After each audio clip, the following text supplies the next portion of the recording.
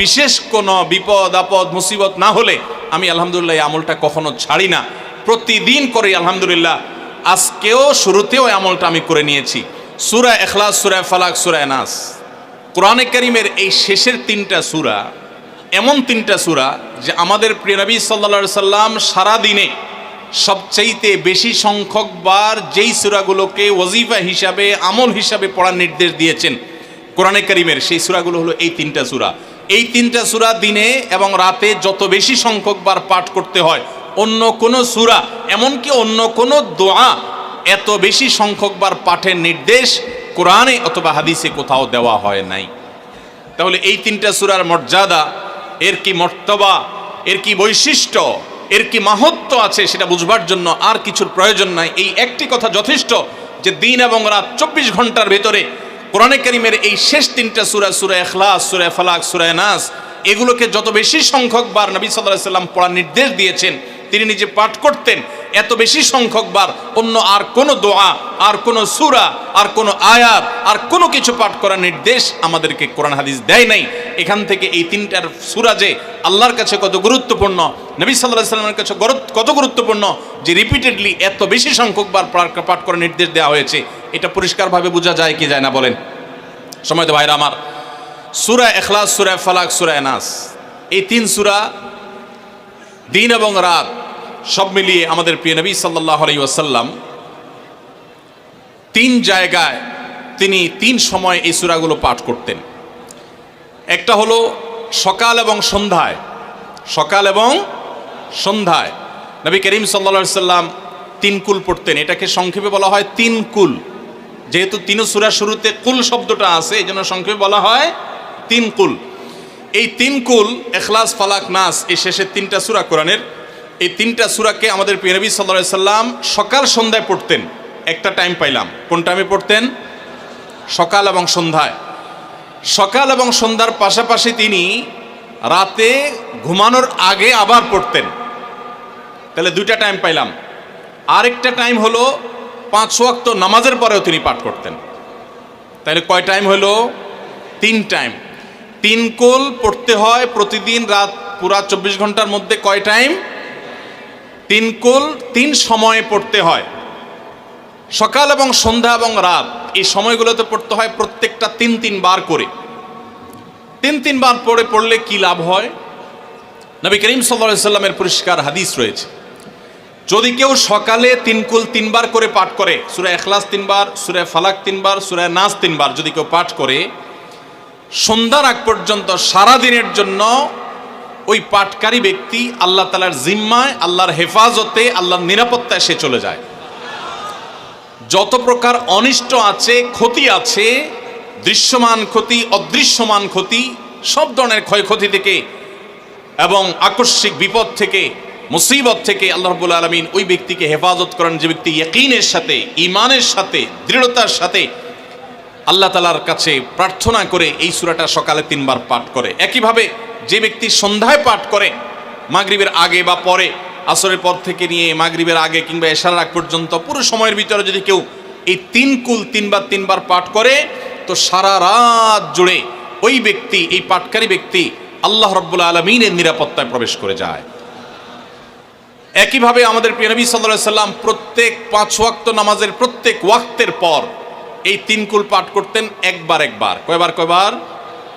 একবার সূরা ইখলাস, একবার সূরা ফালাক, আর একবার সূরা নাস।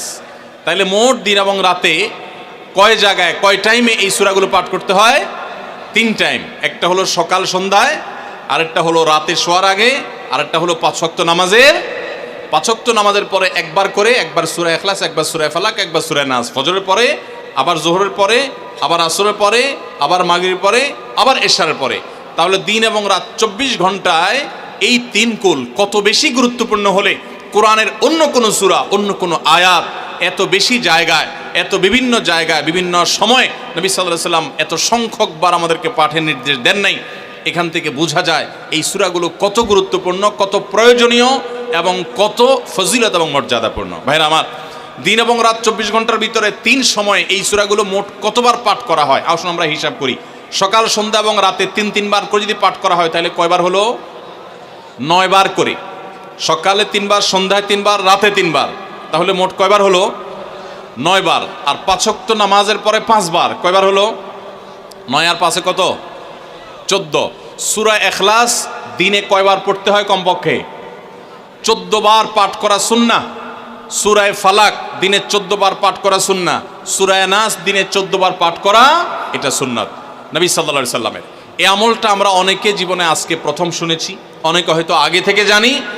আমি এই ফজিলত এবং মর্যাদার কথা যে বললাম, আল্লাহ নবী সাল্লাল্লাহু আলাইহি সাল্লাম যে বলেছেন সকালে পড়লে সারা দিন, সন্ধ্যা পড়লে সারা রাত, রাতে শোয়ার সময় পড়লে, বিশেষ করে রাতে মানুষ ঘুমন্ত অবস্থায় নানা রকমের ক্ষয়ক্ষতির আশঙ্কা থাকে।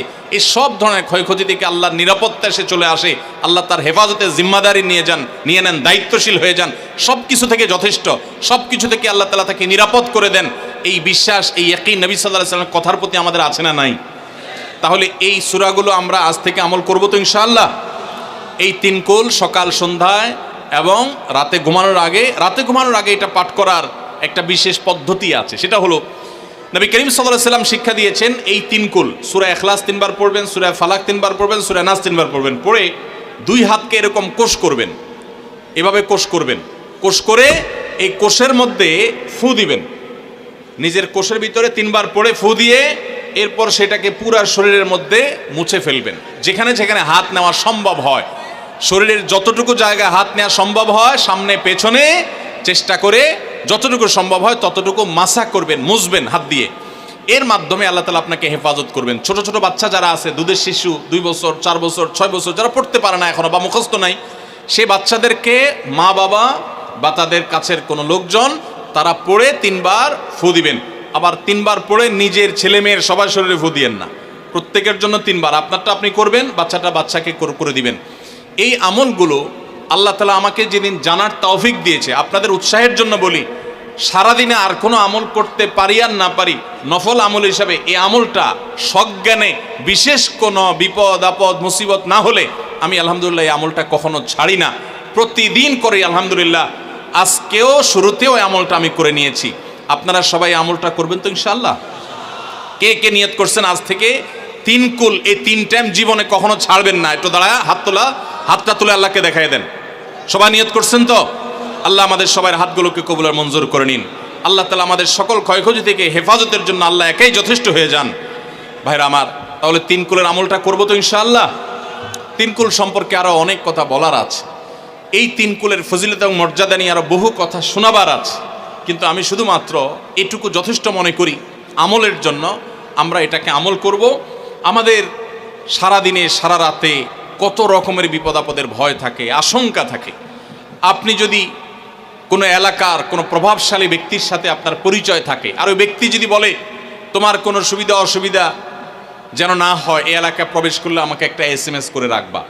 ওই এলাকার থানা পর্যায়ে হলো ওসি সাহেব, জেলা পর্যায়ে হলে SP সাহেব, DC সাহেবের সাথে আপনার খুব হট লিঙ্ক, খুব ভালো সম্পর্ক, তিনি আপনাকে ভালো জানেন।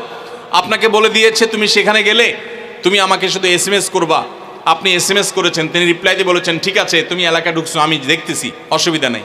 ওই এলাকায় আপনাকে কেউ ডিস্টার্ব করলে, কেউ আপনার ক্ষতি করতে চাইলে, কোনো অসুবিধা করতে চাইলে আপনার কোনো ভয় হবে? কারণ প্রশাসনের ব্যক্তিরা আপনাকে অভয় দিয়েছেন, তারা আপনার সাথে আছেন, তদারকি করছেন, আপনি নির্ভয় ফিল করবেন। প্রশাসনের ভাইদের হাতে সব কিছু নাই, সব কিছু আছে। তারা চাইলে সব ক্ষতি থেকে আপনাকে বাঁচাতে পারবেন না। হ্যাঁ, তারা চেষ্টা করবেন, এটা ঠিক। এইটুকুর কারণে যদি আপনার এত আস্থা তৈরি হয়, তো আরশে আজিমের মালিক স্বয়ং আহকামুল হাকিমিন আল্লাহ রাব্বুল আলামিন, যার হাতে মানুষের জীবন, যার হাতে মানুষের মৃত্যু, যার হাতে মানুষের সকল লাভ, সকল ক্ষতি, সকল কল্যাণ, সকল অকল্যাণ, সেই আরশের মালিক বলছেন তুমি সকাল এবং সন্ধ্যায়, রাতে শোয়ার সময় এই 3 কুলের আমল যদি তুমি করো, তো আল্লাহ রাব্বুল আলামিন স্বয়ং তোমার সব কিছু থেকে তোমার জন্য যথেষ্ট হয়ে যাবে। তোমার কোনো কিছুর প্রয়োজন হবে না।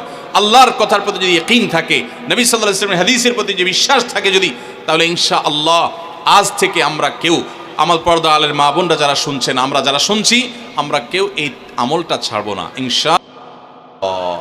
সবাই আমল করবো তো ইনশাআল্লাহ?